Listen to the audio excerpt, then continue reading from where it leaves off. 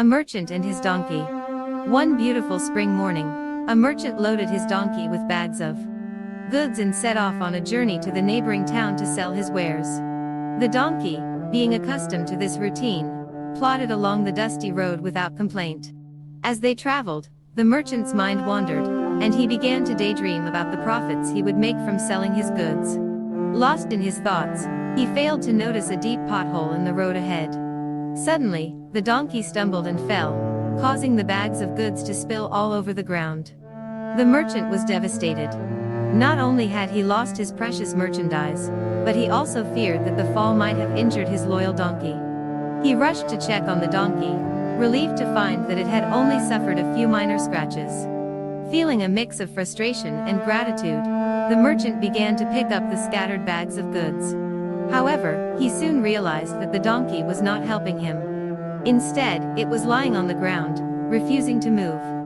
The merchant tried coaxing, pulling, and even pushing the donkey, but it remained stubbornly still. Frustrated, he wondered how he would ever get his donkey to stand up and continue their journey. Just as the merchant was about to give up, a wise old man passing by stopped to observe the situation. He approached the merchant and asked, "Why are you trying so hard to make the donkey stand up? Have you considered removing the bags from its back?" The merchant was taken aback by the old man's suggestion. He had been so focused on getting the donkey to move that he hadn't considered the weight of the bags hindering its ability to stand. Eager to try anything at this point, the merchant quickly unloaded the bags from the donkey's back. To his surprise, the donkey immediately stood up and began to walk.